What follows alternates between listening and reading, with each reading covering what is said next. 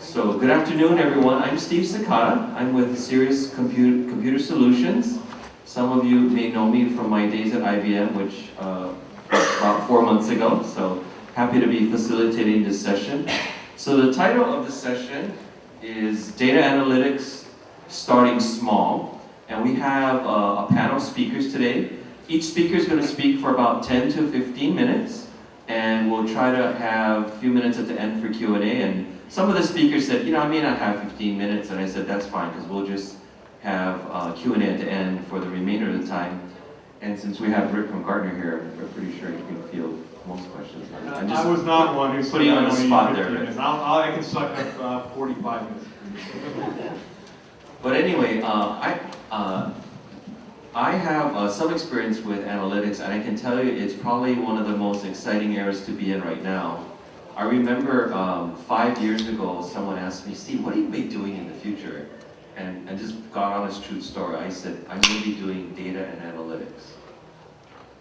Because it's such an interesting area. So we did a project at the state, and actually Kevin was participating in that project, but we looked at a lot of data. We were able to build cohorts around the problem that we're trying to solve, and we were able to predict maybe what the next action should be against those by cohort. So I'm not sure if you're following me, but there's a lot of interesting things you can do with analytics, and I'd love to talk to you about it. But anyway, we'll get started. So I'm going to kick it off. Why don't we have each of the panelists kind of run through. Why don't you introduce yourself first, and then we'll come back, and Rick's really going to kick us off and be the first speaker. But Rick, why don't you introduce, or we'll down the panel, and we'll circle back to you. Hi, I'm Rick Howard. I'm a research director for the IT firm Gartner. And prior to that, I spent 13 years at the state of Oregon. The first 5 years of that as the CIO for Government Services. So speaking from that perspective, and then giving the Gartner take on how we can get going with analytics. My name is Muraoka. I'm the Systems Accounting Manager at the Systems Accounting Branch for the Department of Accounting and General Services.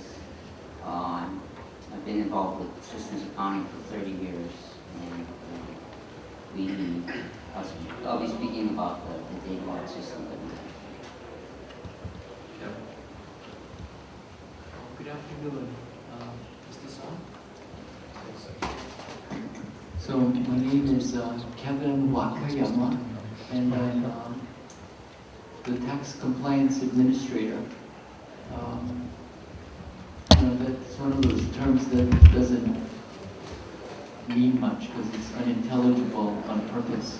And those words were chosen actually so that you could apply analytics to it and you wouldn't know what the hell it was. Because you have 3 generic terms, tax, compliance, and administrator, so you just get nothing. But I was the Deputy Attorney General for the Tax Department for about 25 years, and I did I did a tax implementation of a computer system in the 80s, another one in the 90s. And then luckily for me, I was retired for 11 years, but now I've been back for a year and a half, so here I am. And finally, David Wu.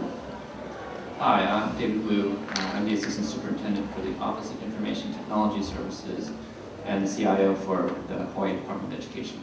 I've been here for 4 years new in the job, still learning. My previous career was in the private sector. And I'm here to talk about the different data warehouses and the approach to how we're organizing data at the Department of Education, because as you can imagine, the Department of Education in Hawaii has lots of reporting obligations to the federal government, as well as a student achievement obligation to try to use data to make good decisions around how we educate our children. And so we'll talk about how that's evolved over several different years. Great. All right, Rick, I have an option for you. You can either sit there and I can flip your slides, or you can stand up here and drive yourself. I think I'll go ahead. All right, well, let's welcome Rick. Thank you. only because some of these slides get pretty complex in the build. We don't want to spend a lot of time with that.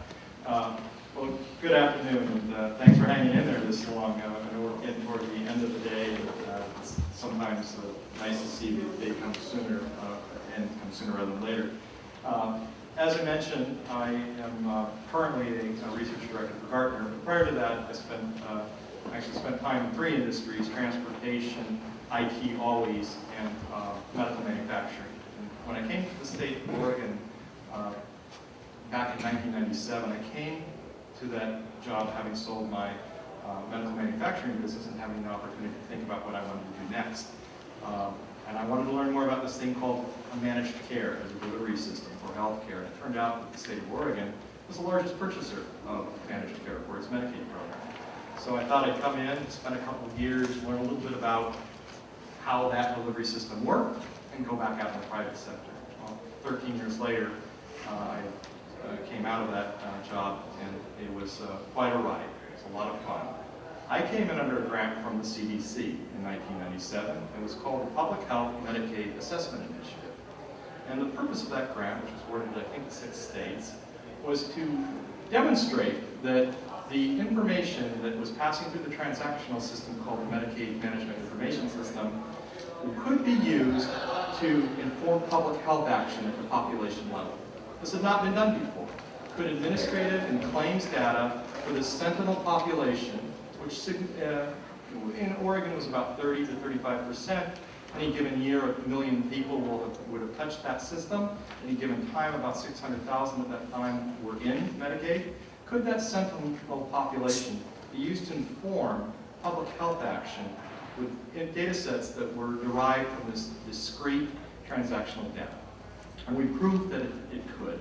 And in today's opening keynote, Steve also talked about the ability to anticipate and act. I think he said act and anticipate. I would probably go the opposite way. IT systems, information, what we want it to do is to anticipate events and to then act appropriately to the event that is about to happen. So I'll kick off this slide, or this slide deck, by first suggesting that information, government information, is a public asset. It not only gets our work done, but it actually becomes a public good. It becomes the manifestation of many investments that we, as taxpayers, make into our society. It is an asset to be utilized.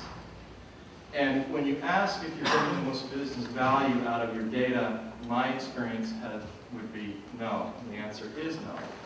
That we have a tremendous amount of information already in our transactional systems passing through them.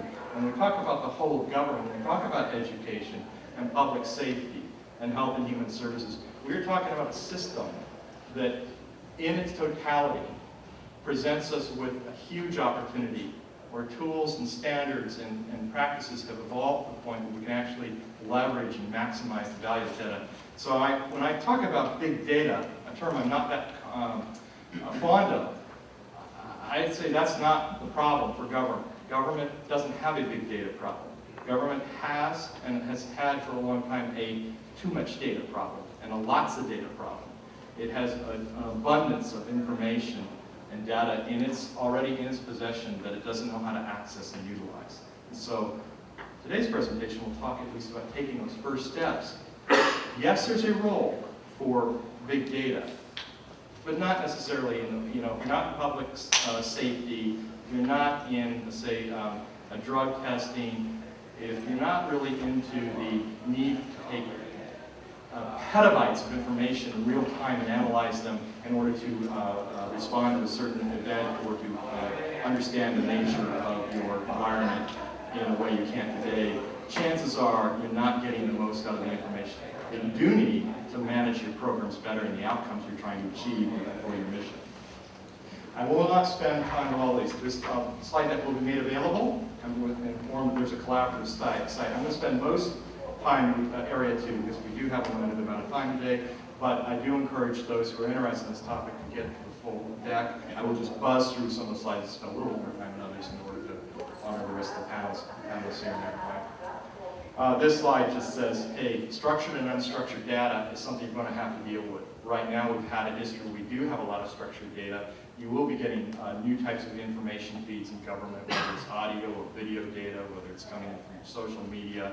So we just do want to acknowledge that for most parts of the sector, government not the least, there will be insights derived from both structured and unstructured data, and are your information management practices capable of handling that unstructured data. What do we really, when we start to talk about big data though, what we're really talking about is different data streams. So whether it's open data or social or commercial data, public data, operational data, dark data is where I want to spend more time today. The information or the data you already have that you're not accessing. What do we want to do with it? Well, we're really good in government at talking about looking in the rearview mirror and talking about what happened. That's what so much of our reporting is about, historical information, accounting for where the money went to our federal agencies that we work with, to our constituents, to our legislators. We're pretty good at doing that. But and now we're moving to that stage of, well, why did it happen? Can we get some information that would really help us better understand the underlying dynamics? We really want to move into the world of predictive and prescriptive analytics. What will happen based on the soft signals that we're getting today, and then what should happen. We've devised a policy. We have a practice in place. Is it getting us to where we want to go, where the underlying assumptions that brought this thing into the world actually playing out? We are really great at when you talk about merger and acquisitions, we don't talk about that third stool, which is divestitures, right? Divesting yourself and getting out of the things that you've started a long time ago that you either can't demonstrate the value of or no longer have a rationale to exist. So we really need to use information in its totality to get to that lower left quadrant of prescriptive analytics, because that's why we have government. This slide just illustrates that the world we used to live in, the world of online batch and simple data, talking about historical, explanatory, that we owned that information, it was government data, was a pretty small world.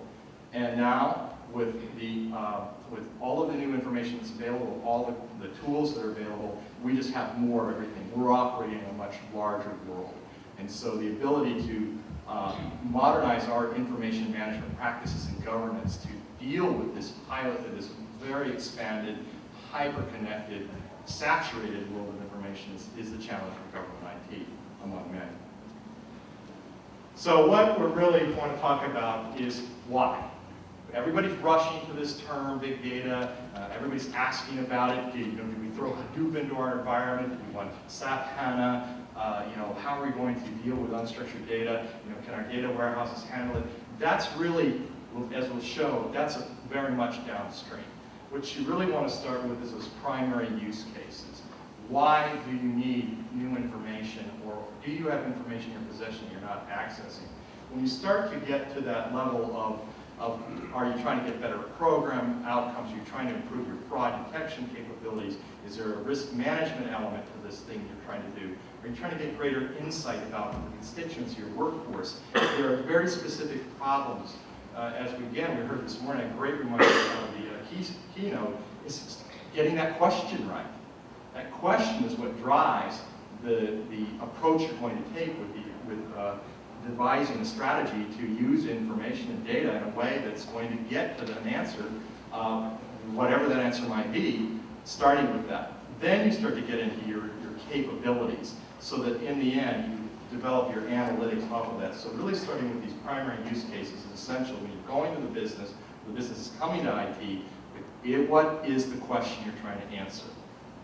Big questions would require more information than you probably have or you're utilizing.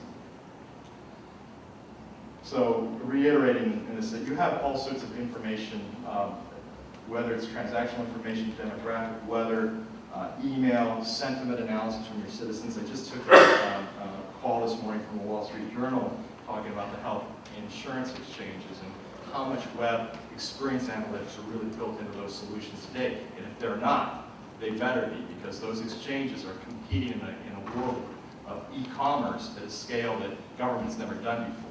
So understanding that user experience and sentiments and the reason, not only what did they do while on the site, but why did they do it? What's the behavior driving it? their selection choices and their experience. If we don't get that right, well, that's not going to be a very good thing for anybody. Because what? These exchanges have to be sustainable by the end of 2014. The money's going away. So this is really the slide I want to spend most time on. How do you really start with implementing a unit or capacity and capability within your organization we've danced around? When I talked about the Public Health Medicaid Assessment Initiative, did a lot of work, great work. We were talking about cohort earlier today. That was what I did. I took millions and millions and millions of years of transactional records, broke them down, and created these things called, I call them a patterns table, they're churn analysis, you can call them anything you like, but basically it normalized that information across multiple data sets and showed you how each individual passed through the system over time. You could lay down a sentinel date, a year out, a quarter out, and watch people move through the system, in and off the system all the time. Pull out the cohort you wanted to see. I wanted to see somebody who may have started with a fee-for-service, spent 8 weeks in there, moved into a managed care organization, dropped off the system, came back in. What was their utilization? What kind of encounter records did they have? What kind of clinical records or fee-for-service records do you have? Understand people who were sharing that pattern within your Medicaid program had more in common than those who were there continuously for the span of the period.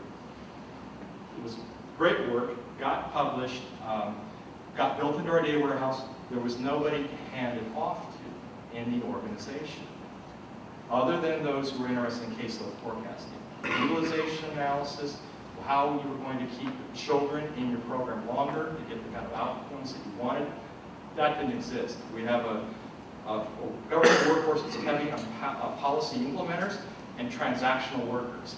And that middle tier of knowledge workers who are capable of actually using information to produce better outcomes and better program management and more accountability for that program, that's where we need to invest. So how? Well, you start with, by establishing, Gartner has a 6-stage process. You start with establishing your strategy and your program governance. You really want to know, you've got 5 minutes, and that's about as much time as you're going to spend on this. Then you move into creating some kind of locus, some competency center, whether it's owned by IT or, as was suggested today at the lunchtime keynote, or a business unit. I agree with this. IT often takes capabilities that really aren't IT, but because of the capabilities of the people who are naturally exist in IT, whether it's your project management office, or your business process management office, or your business intelligence, IT is probably the place to start and incubate that capability. But in the end, IT should be a receiver of that service, just like any other business unit. Just because we have the skills in IT doesn't mean we should own that. Because when you own a business process management center, you're doing something to the business. It becomes the perception. So we should create, at least establish a business intelligence competency center. I've seen a few of these going in now in state government. Those who are really understanding that we cannot initially distribute this work. So we began to, as I've heard in other topics today, information governance is really critical. They're going to get the health information exchange. You getting the entire network of information from end to end, right and normalized. You've got to get your information governance. You create a performance management framework. This is where we often fall down in government. We start something that we don't know how to measure whether it's been successful or not. So when you get into information using greater levels and competencies of information, you need to demonstrate how do we know it's actually getting us what we need. Then you get into the shared analytics and BI infrastructure. About this point, you start to look at what the market has available. After you've done those foundational steps, that's where too many people are starting at step 5. And then you begin to deploy. For those who are interested, this goes through the roles of a business intelligence competency center. On this slide, we start with framing the problem. That becomes the point that we start. That initial problem is you start to then design your analysis, gather that data, you begin to execute and interpret that information, or what you're trying to get done. You implement, you measure, and then you come into the learning library, and the cycle goes round and round and round. So when you're starting up here with this amazing thing we want to do, we want to get to, for instance, in healthcare, the triple aim. We want to improve population health. You've got to break it back down to its components and parts. We want more people to comply with the case management process we put them in, or the prescription regimen. How do we get that done? How can we use information from different sources? Two use cases here real quick, just an example. You have a foster child. The state is accountable for the care and education of that foster child. We've got information in our social services system. School has information about attendance. A lot of medical care gets delivered to there. We've got our healthcare system that's got information.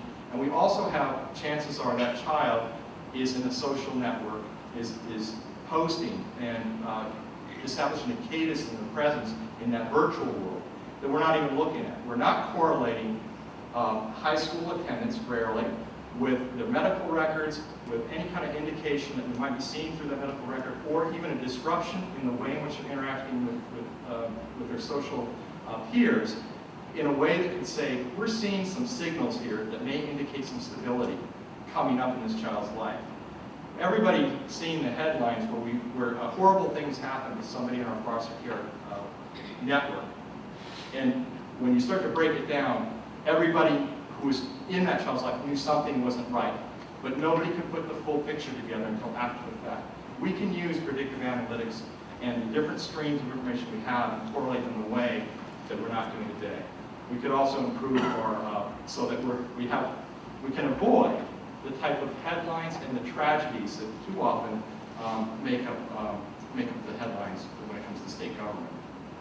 I won't belabor this, but we can use the same kind of analytics to improve our fraud detection. So if we're looking for a good business case to begin to move into business analytics, nothing works better than to say we can enhance our fraud, waste, and abuse detection capabilities by simply using the type of techniques, user and entity profiles, using the devices that are interacting with our systems, getting out into the kind of a collective network analysis that can stop payment before it's ever made, or detect it quickly as it comes into your point-of-sale system and say the pharmacy benefit program.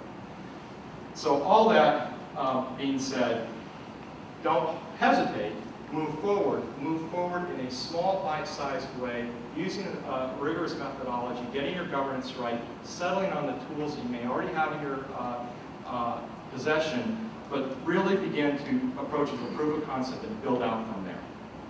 And there's more Gartner research if you're interested. Thank you.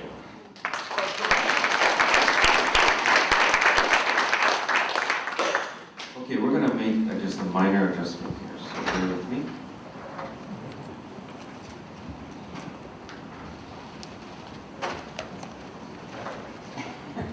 This is continuous improvement in action. Oh,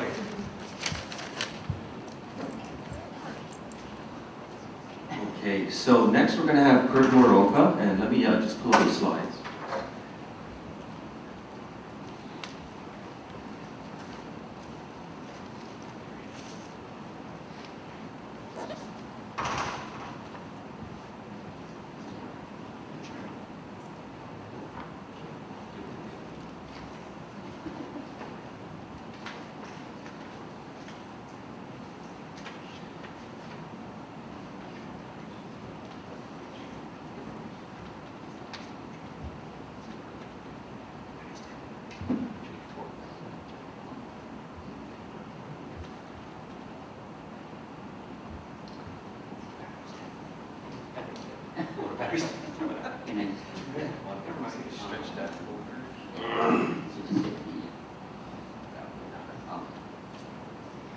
All right, Kurt, you ready? Okay, go ahead. I guess I was asked to talk on the financial data mart system that we have in the accounting division. Honestly, I didn't know much about data analytics, and so I prepared two slides that I thought would extend my presentation to the 10 to 15 minutes that we have. But like Steve said, we can cut it shorter, so that might work. You know, because actually our background is accounting, and we actually have our branches are responsible for the financial accounting systems of the state. The famous system, bureau system, check writers, recon, and financial data mart system. And so I was trying to think, you know, as important as the data is, it's kind of boring. I mean, accounting is boring, so. So I was trying to think how to make it a little bit more fun. How many of you have seen this screen before or have accessed this? If not, maybe. See a lot of fans out there. Okay. You know, so before talking about the data mart system, I thought to get a real appreciation for what the data mart system has provided the state and the value it has to the users, I thought I'd give an overview of the legacy systems that feed the data mart system. So, how many of you recognize that image on the top? That kind of dates you. Because some people I know probably never saw that. Our payroll system was implemented in 1972, and we still use it. It's a proven system. We've never missed a payroll before. It's a mainframe system. It's driven by forms that are. We want to make sure we thank the speakers properly.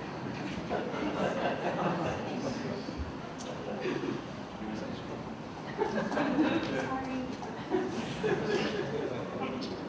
I know you didn't want to hand out the list because it's all guys. Thank you, Justin. Save me. Yeah, so the point with this going over the payroll system is the payroll system is a sound system. It's full, but it doesn't have online access. We have limited reports that you can get from the system, and so the next system we had is our famous system, our financial accounting management information system. It came up in 1983. It's a green screen system. Again, it's one of those sound systems, never fails.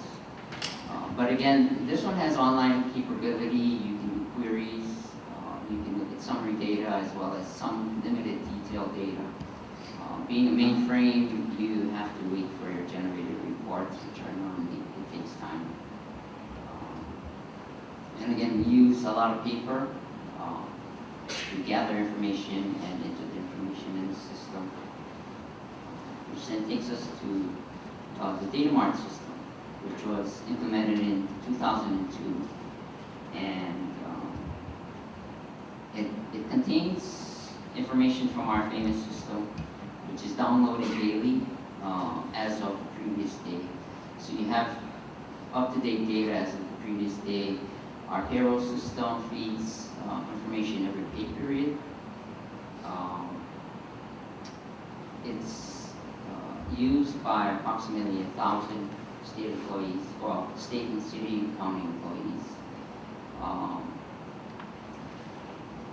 It spans everywhere from deputy directors, administrators, fiscal people, payroll people, down to program level people, tracking their funding, grants.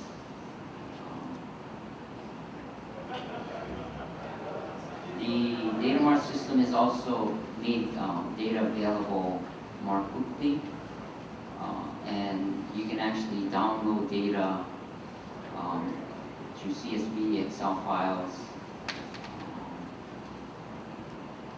As Rick said, you know, government has a lot of data, and data mart is an example.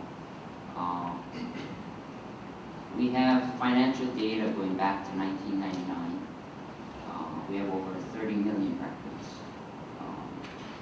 We add about 7 million per year. Our payroll side, we have information going back to 2005. We have about 150 million records. For a lot of people, it might not be important, but for the actual people in fiscal offices, people that have to handle payroll, do adjustments and things. Having online access to this data is really more efficient for them before they have to go to reports and manually pull out data. We made some recent enhancements to the system, and we'll be rolling out, I guess, a new version. We're increased security to HTTPS, strong passwords. We're also going to be implementing secure PDF reports, where you have to have a password to open the reports.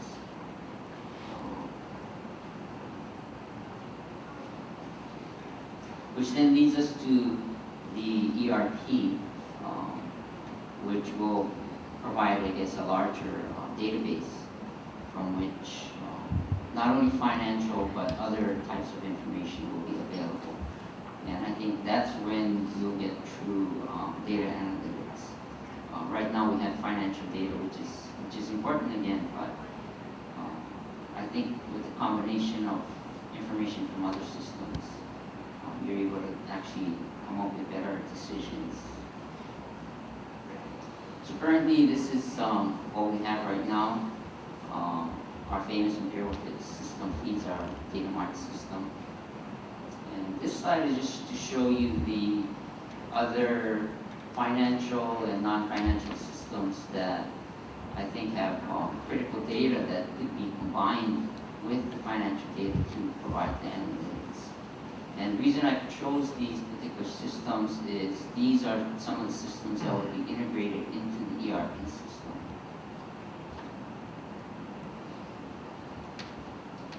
And this last slide is the picture of what the future ERP system will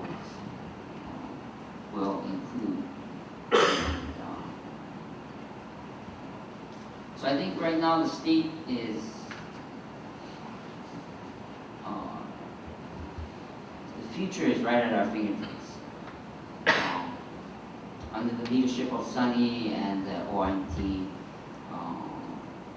we're on the state is on the brink of its biggest effort to update our financial systems as well as the other systems and modernize state government, streamline processes and procedures that we have. And I think through the ERP, the state will transform how we conduct our business, provide better customer support, increase productivity, processes, and provide better data analytics, and provide the leadership of government to be able to do better data-driven decisions. Thank you.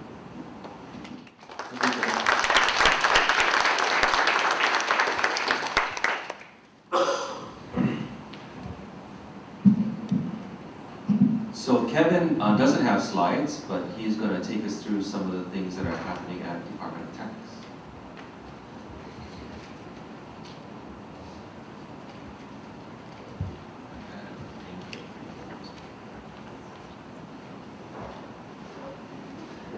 Good afternoon. My name is Kevin, and I will not have any technical difficulties today.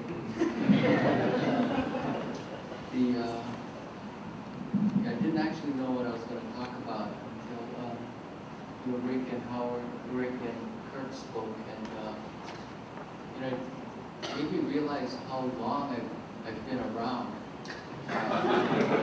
Because he just embarrassed me when he showed that 1972 payroll sheet, because I remember it like it was yesterday. That really got me thinking that there was this writer, George Orwell, and he wrote a book called 1984, and it was required reading. So it's about Big Brother and how in the year 1984 there will be cameras and there will be computers, and Big Brother will know all about you. And the good thing about that is that you don't have to do your taxes because the government can figure it out better than you can. And so, you know, I remember in the Kennedy administration, they were saying, man, what are we going to do with all the people? Because by 1984, we can run this country with 300 computer engineers, and you know, the rest of the people would not need to be gainfully employed, but would need to, you know, achieve higher levels of consciousness through education. And then in 1968, we had this thing in Hawaii called Symposium for the year 2000. And that was Hawaii's vision of what Hawaii would look like in the year 2000. And based on the Kennedy administration view of the world, that, you know, we could really run this country with 300 computers, I mean 300 computer engineers. We knew that we had to really develop our UH system, so that pretty much everybody could be involved in education and higher learning. Okay, so that was in 1968. I'm going to fast forward a little bit to 1989.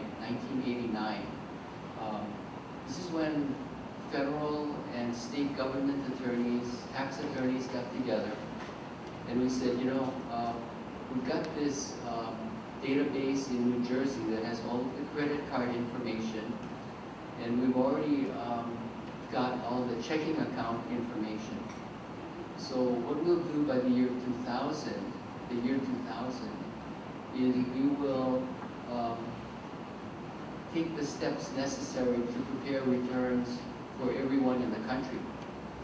And that was called Compliance 2000. It was a federal program. And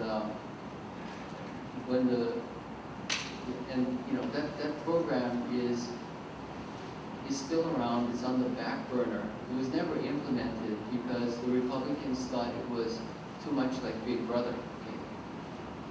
But just to give you some perspective on this, yeah.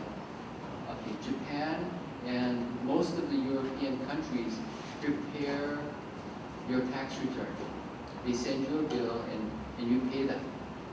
And you know what you heard from Rick today, he didn't get to the punchline, but the punchline really is that the information out there, with the information out there, government can prepare your return better than you can. You can prepare it better than you can. So where does that leave us? Okay, this is where we are. Hawaii is going out with a tax system modernization, which will basically make use of not only these financial databases, but also, like you said, social networking databases. And we're just really following the lead of the federal government and about 40 other states that have already implemented this. Okay. Now,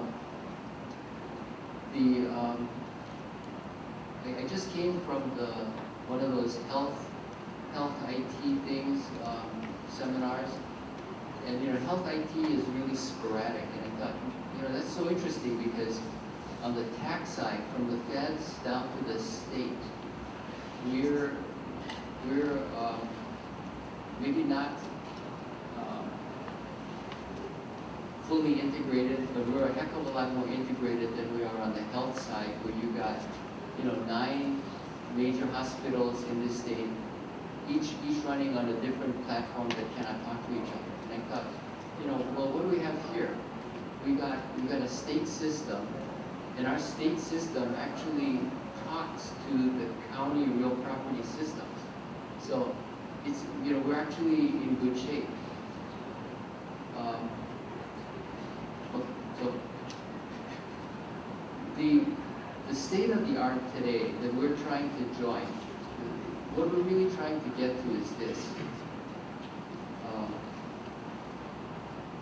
okay, there's a federal information sharing program, which most states are participants in. And the state of Hawaii has been in that program for 20 years.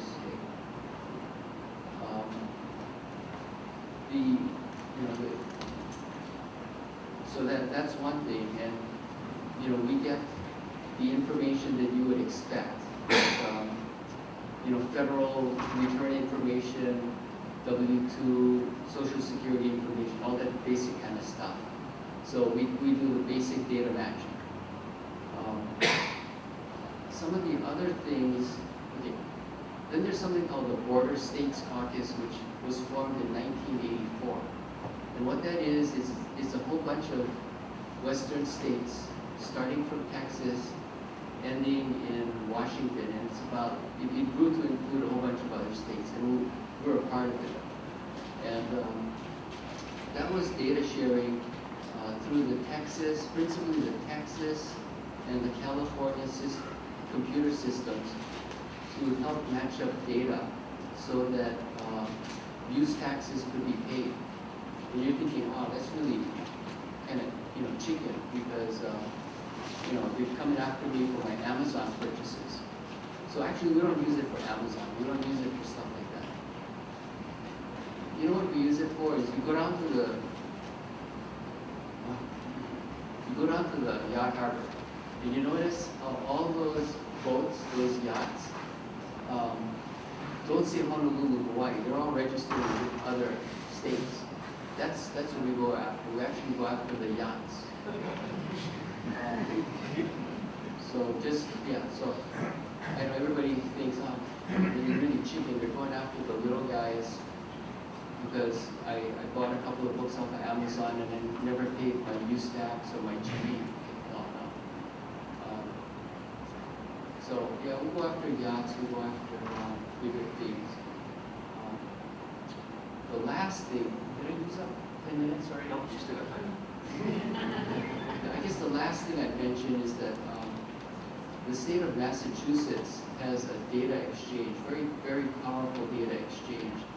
And they've gotten probably 20 states to join it, including California. And that's the one that we're hoping to join. That's a really good one. Better than the feds, And you say, oh gee, why is that? Well, it's because we're getting to the point where, the slide's not here to go with. One of the things that was mentioned was tax fraud. And the feds recently admitted that they had stopped about $7 billion in tax fraud last year. And then, in private, their representative told us what they paid out, the fraudulent payout, which is also $1 billion figure. So what the states are trying to do is, through these exchanges, if you got 20 states, there's a very good chance that when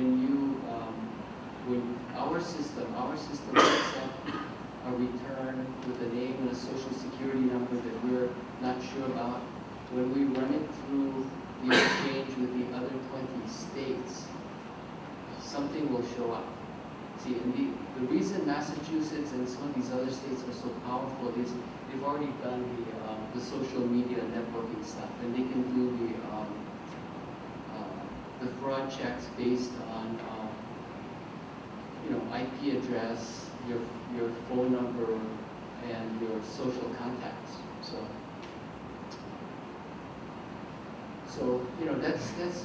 that's sort of a quick summary of where the Department of Taxation is today. And we're hoping to get our RFP out soon, because basically, time is money here, and we're talking, hundreds of millions of dollars. So thank you very much.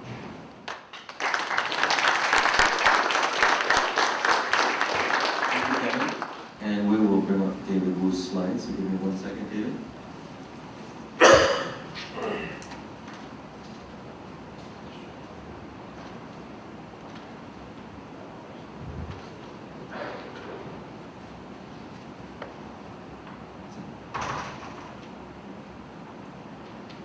Thanks, Steve. So, I suppose, when I first introduced myself, I said that the Department of Education did lots of,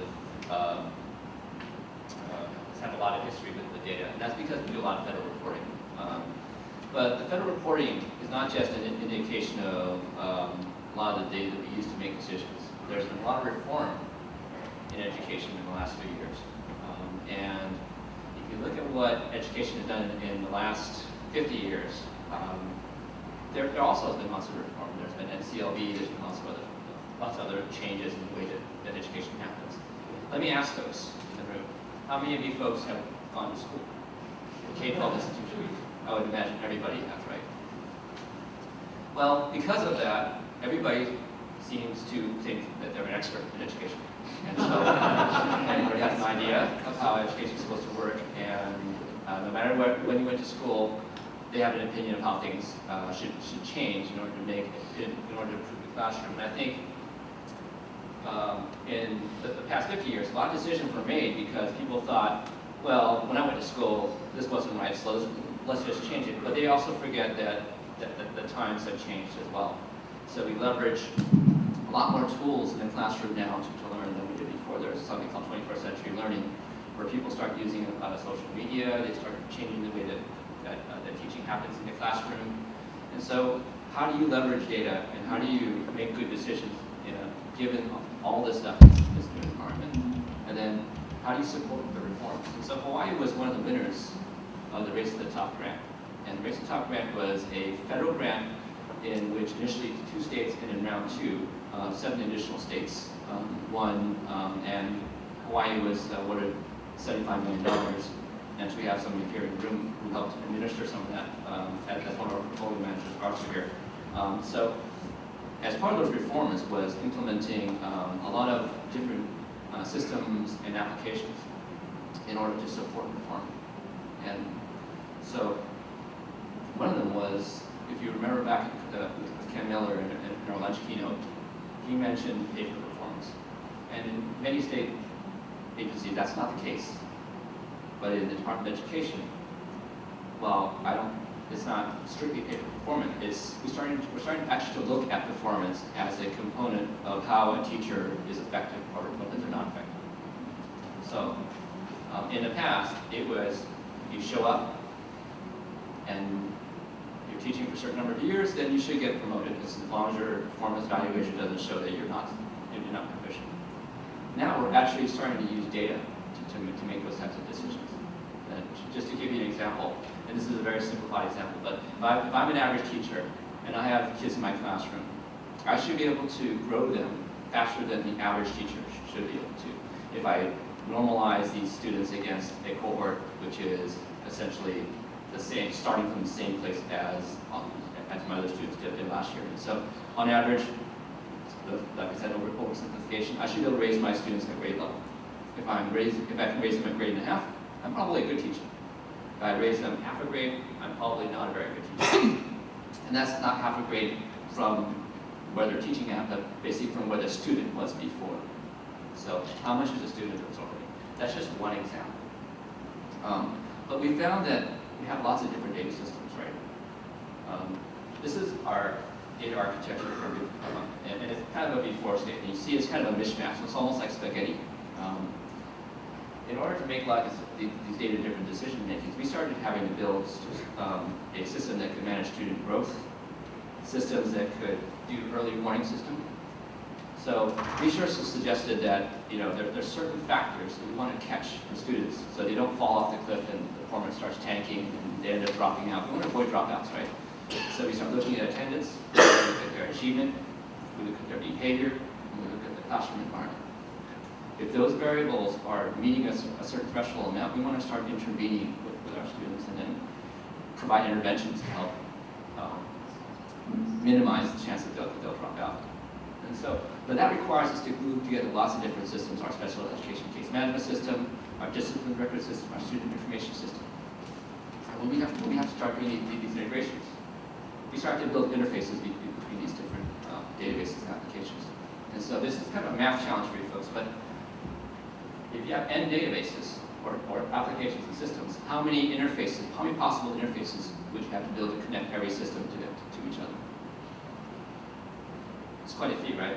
Every arrow is an interface. Well, has anybody figured it out yet? Well, it's actually, when you think about it, it's kind of a simple, it's an IT problem, right? It's how many combinations of two can you create from this many databases? And so we have the math. It's n squared minus n divided by 2, where n obviously has to be greater than or equal to 2. So what does that mean? That means for n, as n grows, the number of interfaces that you could potentially have to create grows at the square of the number of databases that there are. What does that mean from my perspective? It means I'm spending a whole lot of money on building interfaces.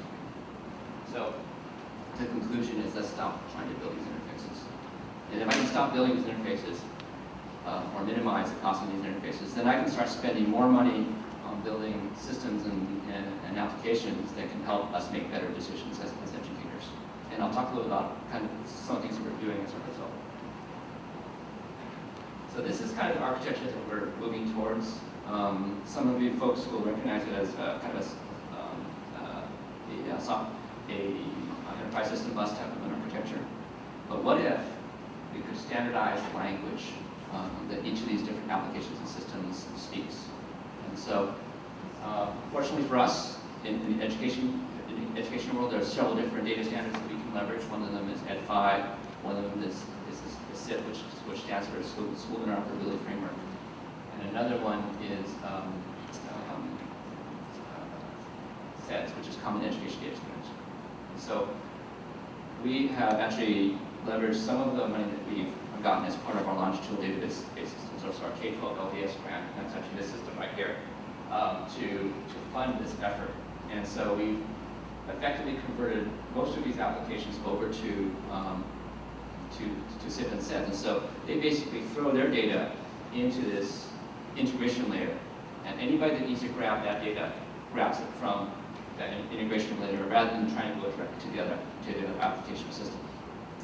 So what does that mean? If we have n systems, we now only have to build n interfaces. Right? It saves us a lot of money. It's money that we can spend in other areas. And so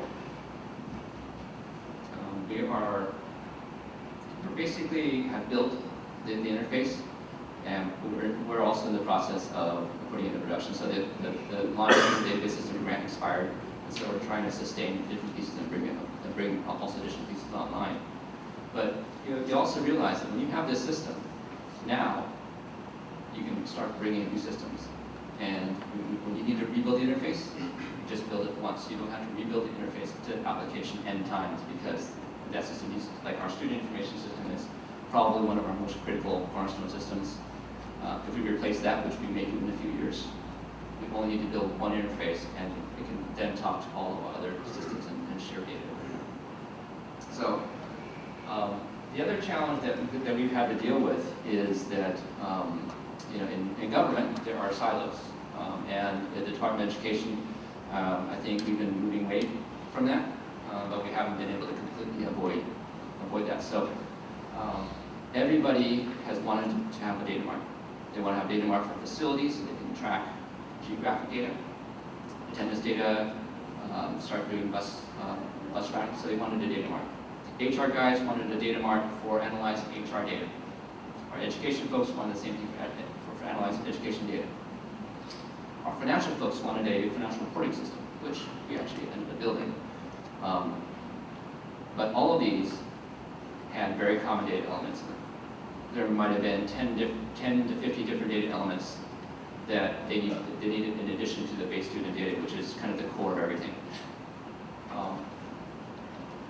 And they had, a lot of times, they had the funding to do it, which was a challenge for us as well. It's like, well, we had the funding to do it. And so what we did was, as a leadership team, we decided that we'll make decisions as a department and not as individual branches and sections. And so any technology decisions now need to go through our office and get vetted, and we decide whether, and in most cases we decided that we should have one data warehouse, not 10. There might be some sub-queues and other partitions of the data warehouse that we create for different areas, but our financial reporting system is basically a subdivision of our longitudinal database system, as well as the other areas. And whenever another request for a data warehouse comes in, we basically just ask for what extra data they need, we integrate it in our system, and then they can access that system. Aside from it, for an employee evaluation system, now an employee evaluation system takes teacher performance, it takes observations. The principal will observe the teacher in the classroom. It takes the test scores of the student and longitudinal data and history around it, and it comes up with an employee evaluation, essentially a score, and there's a percentage that each of those is weighted, and we determine student growth. And so we've had to bring together lots of different types of disparate data and some results. We've also had a lot of projects that have related to using spatial data. So, the DOE has been in the news a lot for bus transportation and bus contracts. And a lot of that is because we essentially contracted out the entire bus business, and we haven't had a lot of control over the individual way that these buses are run and how they're optimized. And so we're starting to think about that a lot more and build capabilities, start analyzing bus routes and optimize those, bring those into scheduling, and also looking at attendance boundaries and figure out where are all the students.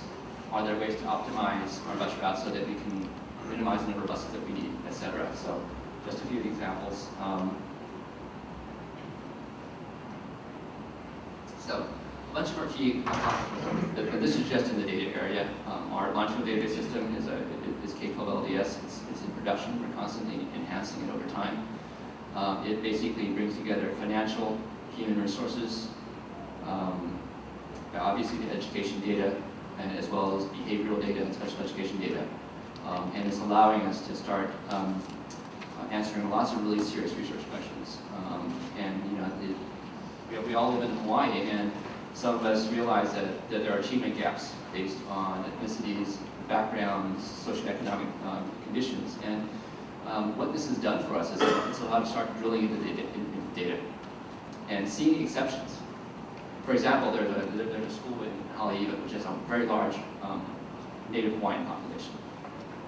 Now, statistically, Native Hawaiian populations have, and partially because of socioeconomic conditions, have not performed as well as other populations. But we saw a pocket of achievement in Hawaii which was a trend. And so that allowed us to start determining, are there factors in that school that are basically that we need to learn from in order to improve results. And so as a result of this, and a result of having access to the database and getting teachers to actually use it, because it's no use that we get like administrators access once in a while and post a single report on it, but we've been making decisions on this for a while, and every school now has a data team.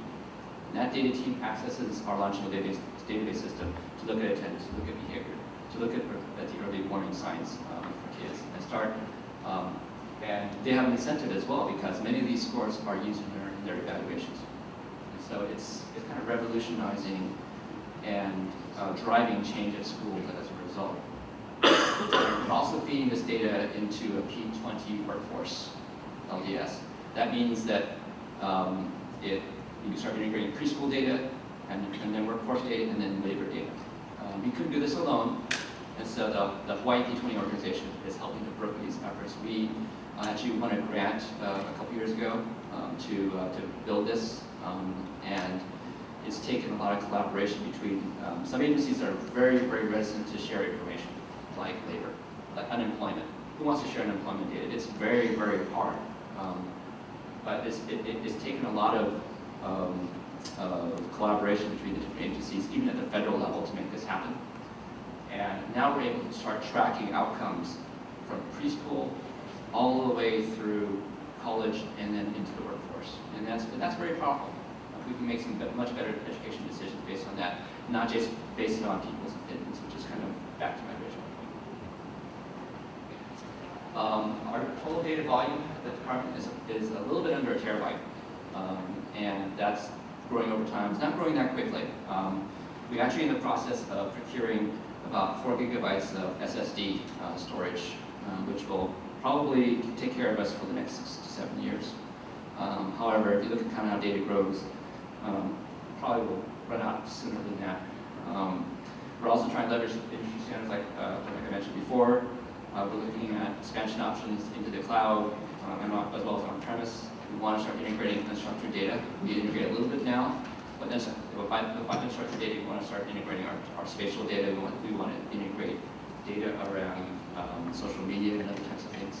Social media, the department's controlled because we have a lot of laws to comply with them from a student privacy perspective. But there's also some social media that's available to them that is moderated, like Edmodo, which is an education social media platform that is managed and is very Facebook-like. The other key point is around cost containment. If we optimize the way to integrate these things, we can reduce costs. Think of some questions, and I'll kind of begin the session with a little observation. So for our panel today, I think I found like 3 things that were very common amongst most of your comments. One of it is measurements, right? So we've got to establish measurements. Another one is patterns, right? Looking for patterns, and then finally using those informations to find behavior. So I know David, you had a couple of good examples of all 3 of those. But I guess now that we've kind of got the basics down, one question I had for the panel is, I might be out in the audience and wondering, not how do I get started, but how do I, is there a primer, is there a website, a book, or not data for analytics for dummies, but, do you have any recommendations as far as some resources you can go to kind of just familiarize yourself so that you can become more vocal in your department or community and get really active in data and analytics? Do any of the panelists have any recommendations for that, getting started there? I'm bound and obliged to say, well, you've got to really check out Gartner research. No, I think Gartner research is a great We have people source. who think about this stuff, that's all they do. Yeah. And from the solutions that are out there, from how to establish a business intelligence competency center to lessons learned, that's an amazing resource. Vendor agnostic, technology neutral. So that's Is some of this available like without a password or? You need to enter into an agreement with Gartner. Nothing is anything that has value. But I know periodically Gartner comes to Hawaii and they give lunch and learn, so that would be a good place to look. And the only other thing I'd say is that there's no substitute for digging into your data dictionaries in your organizations, understanding where that information is generated, where it's come from, what its value is.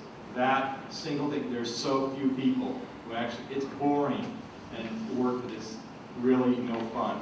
But to understand what is already in your possession, nobody can come in, don't let somebody come in from the outside. You have to internalize this and know how these programs are operating and what the data that's feeding those programs can do for you. And combining it with other data sources becomes really your greatest, you know better than anybody else. So other than the frameworks and the methodologies and the tools, there's no substitute for learning what information is in your possession already. David, did you have a? Yeah, I think from our perspective, I also echo Rick. Gartner has a great database of research that you can sort of draw on. I think on the education side, there's 2 things. I don't think you can get these from books as well, but and that is you have to be accountable for the data that you are displaying. And so if we have data quality issues, people don't trust it, and they stop using these types of systems. And so at the department, we're forming a data quality group just for that. You have to have data validation routines. Secondly, is you have to understand your customer and be very solution focused. And so helping them through the analysis process, knowing what they want, there's no substitute for getting in front of them because you have to show them the problems that they can solve using the systems that are available to them. Like focus groups or?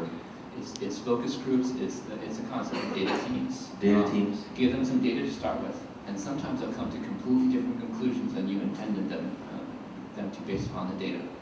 We looked at student growth over time, and we would see how student growth changes over time.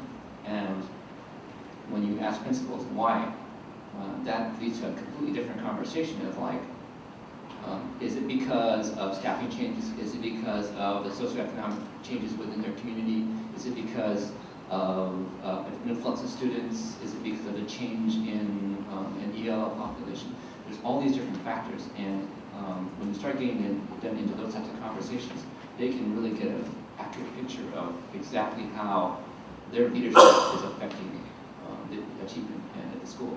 So you kind of have to, it's almost like, there's an analogy that some of you before in previous conversation, which is you do some of the analysis for them for free, and then they get hooked on it and they start doing it. It's like crack. Good advice. That example, good advice. Anyone in the audience have suggestions for your peers, right? I mean, have you run across any resources that are good places for you to learn and get started in data analytics? Anybody have something to share? Yes. I have a question related Sure. to resource, and I know Rick has some background in healthcare. I know that the government has dumped a lot of information, for example, Medicare data on there. And I think the problem is how do you find the nuggets that are worthwhile to you or to your company? Is there anything that stands out from what your experience has been so far? What types of efforts data they're using? All this initiatives of releasing this information? Like you mean the Open Data Government Initiative? Yeah, that's Okay. HHS. Yeah, I think there's still a lot of, I'll speak a little bit to open government and open government data. Certainly there is the example of making weather data available and the entire ecosystems that got built up around that and the commercialization of that government weather data to create no end of services. Same with GIS information. So the hope remains as well for other information like medical, unidentified or de-identified information that also helps commercial entities begin to use that for value-added services. You have to come back down to what does the consumer want, and what are you trying to solve, what has value. I think there's a lot of hit and miss in that. I would suggest that the greatest value that open data, government open data has is for government itself. Not all government open data has to become public data. To share that information internally in an open data format and make it accessible to other branches of government becomes true value. Because now you have visibility in other parts of government you didn't have before. Wow, you're doing that. If I combine it with this in an open data format, we're coming back to what David said. Now you're into the whole back end of how accurate is that information, how timely is it, what kind of qualities. Once you get that sorted out, that's how we'll sustain open data. So now we don't have to create enterprise data warehouses that span years and years in the making and get very little out at the end of the day, but you can serve this up pretty quickly. So government open data is moving in its next phase, which is the internal use of information in that format, and that is highly valuable. Yeah, there's a website for that last question. It's healthdata.gov. I'm not sure if that's the website you're referring to, but it's a public forum where we're releasing a lot of health-related information. So healthdata.gov if you're interested in checking out your healthcare information. Other questions from the audience? Well, this is Kevin. Let me just make a comment on that. I went over that a little bit fast. That book that I mentioned is really quite powerful. It's 1984 by George Orwell. And he wrote that in about 1937, before computers and before the plethora of cameras and listening devices. And I guess what I wanted to, the reason I'm going back to this is that I want people to understand that, I explained that the capabilities that we have with data are really great, but so is the responsibility. The responsibility is something that we take very seriously. And America is one of the few countries where paying your taxes is a duty, and it's a matter of voluntary compliance. In other words, we voluntarily disclose our data and we pay our taxes. And so all the taxing authorities are very, very careful not to cross the line into mandatory compliance, because that would, you see, that's really un-American. That's really un-American. But see, that's the neat thing about data is, you think it's just data and it's geeks, but you have really deep philosophical questions here, and we really got to pay attention to not only the right questions, but what are the values? What are the values that, as a society and a country, that we're going to value and be principled in our use of data? So, thank you. Questions? We have 10 more minutes. Yes. I had a question for Kurt.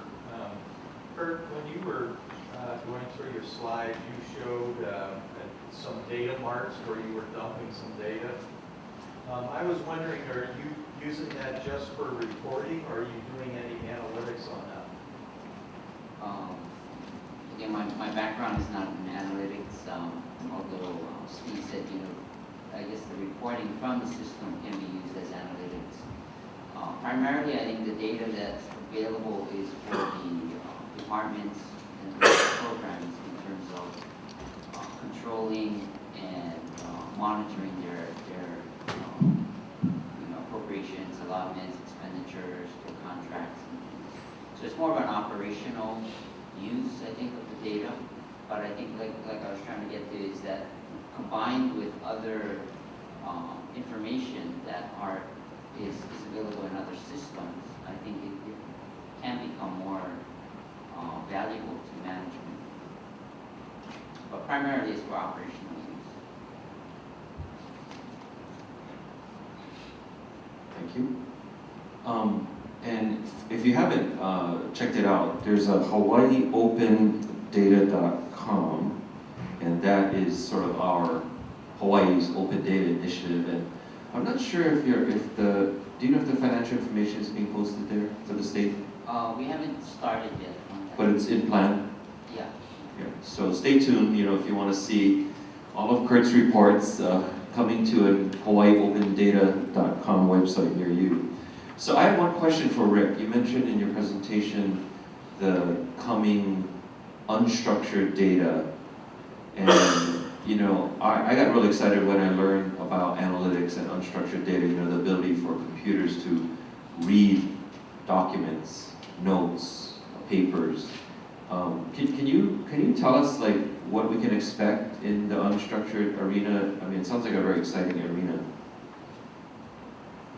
For government, I think we had a recent great example in contrast to what we'd seen earlier. So when the bombing went off in Atlanta Olympics, whenever it did 20 plus years ago, it took an inordinate amount of time to find, if they ever did, I don't know that they did, who was responsible.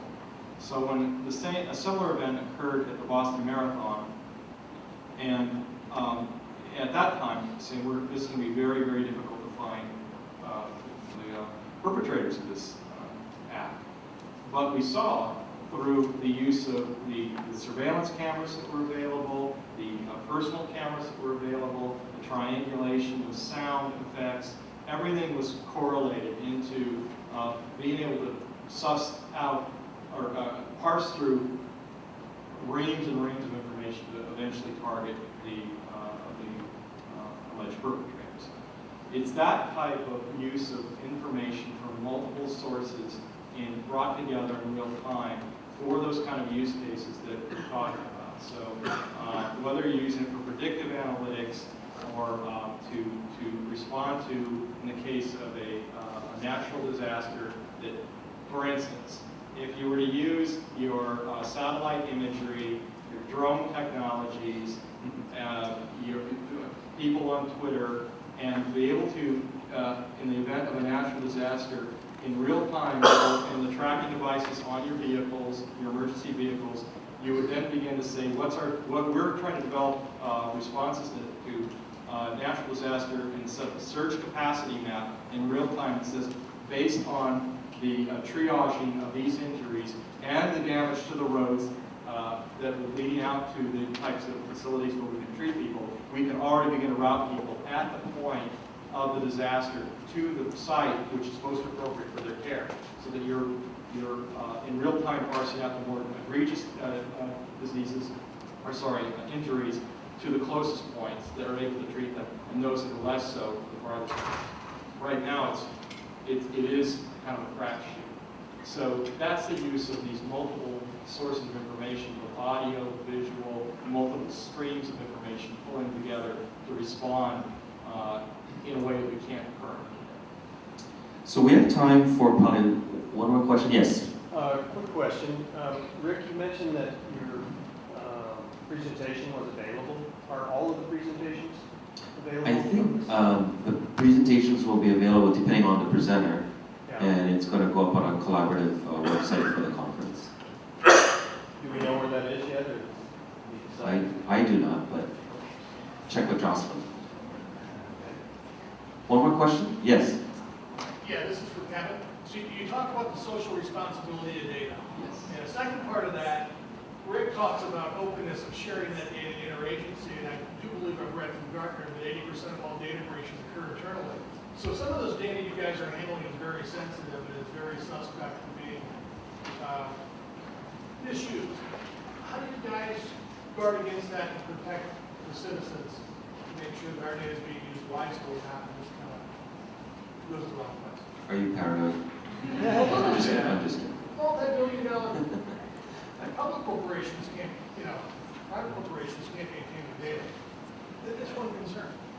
I'll first speak on two fronts, and then it's two sides of the same coin. We do this to ourselves. Okay, so when you sign on, if you, for instance, people who are doing the quantified health sort of technologies, right, Fitbit, those kind of things, if you read the terms of conditions, or whether it's Facebook or anything else, we get benefit from giving up certain information. And as we've seen with the Snowden affair, metadata is as important as anything that is discrete. So by mere fact that and you sign over through that agreement, because you're getting value from this particular piece of data stream. In that instance, for filing my tax return, I don't get value, unless I'm getting a return back. You could. Well, But you understand the agreement's a little different. It is From social to a political standpoint. right, and so the short answer to the responsible thing is about consent management, and we need to get a lot better and a lot more refined around opt-in, opt-out, opt-in with exceptions, be able to get down to your individual profile that says, this is what they permit us to do. I think one of the fundamental philosophical things we have to say is we own our data. We own our health data, we own the data that we give to government for whatever purpose. So you want to create citizen data vaults, that's one of our predictive trends. We say ultimately, any contact we have with a public entity will be our data, and we give permission for the access to the data. That's downstream. So Kevin, you probably have. So, tax data is really different because, tax is the one governmental power that is not restrained by due process. And it's because, taxes are the lifeblood of your country. But we take this responsibility really seriously because the quid pro quo for voluntary compliance is we keep your data confidential for everything, from everything except tax purposes. So we collect it just for tax, and that's where it remains. So the databases that we have, we get a federal audit every year on how we manage the data. I'll tell you how, so if we take federal data and we reach conclusions, those conclusions are protected, and the feds don't want want that disclosed. So the legal protections are very good. But you're right about one thing, that the ability of people to hack into databases vastly outstrips the protections that are out there. And I think most citizens understand that and realize that simply because of all the data breaches that are out there. So I guess what I'm telling you is that I really appreciate people that voluntarily pay their taxes. we keep that on the federal and the state level. The laws are really really strong as far as keeping that data confidential. You register your yacht in the state in which you live, right? And please register your yacht. All right, to wrap up the session, do we have any closing comments from the panelists? No? Well, can we give our panelists a big